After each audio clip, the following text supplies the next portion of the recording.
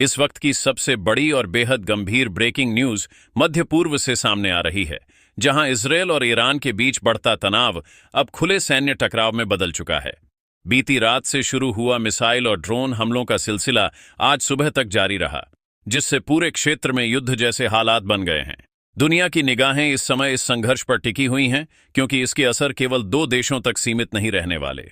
सूत्रों के मुताबिक देर रात ईरान की ओर से कई बैलिस्टिक मिसाइलें और सैकड़ों ड्रोन इजरायल की दिशा में दागे गए। इजरायल की वायु रक्षा प्रणाली ने बड़ी संख्या में इन हमलों को हवा में ही निष्क्रिय करने का दावा किया है, लेकिन कुछ मिसाइलें अपने निर्धारित लक्ष्यों तक पहुंचीं। सीमावर्ती इलाकों में तेज धमाकों की आवाजें सुनाई दीं, कई स्थानों पर आग लगने की खबर है और आपातकालीन सेवाएं पूरी रात राहत और बचाव कार्य में जुटी रहीं।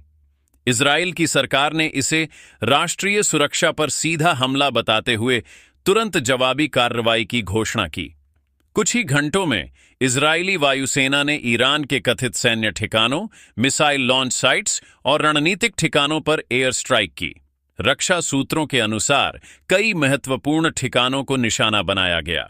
क्षेत्रीय मीडिया में चल रही रिपोर्टों में कहा गया है कि कुछ सैन्य अड्डों पर भारी नुकसान हुआ है, हालांकि आधिकारिक आंकड़े अभी सामने नहीं आए हैं। स्थिति की गंभीरता को देखते हुए यूनाइटेड नेशंस ने आपात बैठक बुलाई है।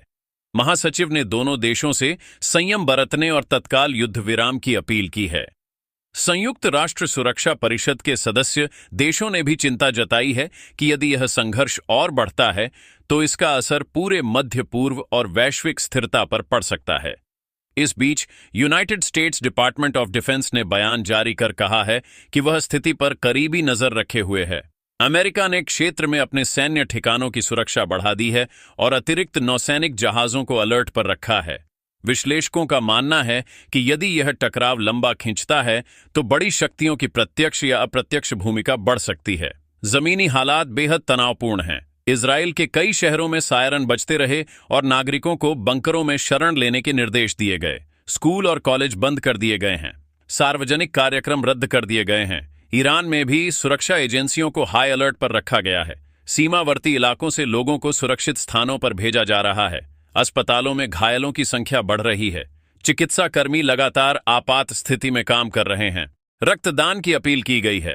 राहत एजेंसियां नागरिकों तक भोजन, दवाइयां और आवश्यक सामान पहुंचाने में जुटी हैं, लेकिन लगातार हमलों के कारण राहत कार्यों में भी बाधा आ रही है। विशेषज्ञों का कहना है कि यह संघर्ष केवल सैन्य टकराव नहीं, बल्कि रणनीतिक और राजनीतिक शक्ति प्रदर्शन भी है। ईरान और इजरायल के बीच लंबे समय से छाया युद्ध जैसी स्थिति बनी हुई थी। साइबर हमले, गुप्त ऑपरेशन और क्षेत्रीय प्रभाव को लेकर प्रतिस्पर्धा।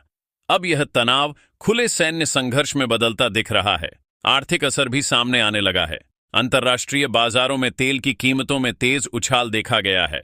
मध्य पूर्व वैश्विक ऊर्जा आपूर्ति का प्रमुख केंद्र है और किसी भी बड़े संघर्ष से तेल और गैस आपूर्ति प्रभावित हो सकती है। शेयर बाजारों में गिरावट दर्ज की गई है।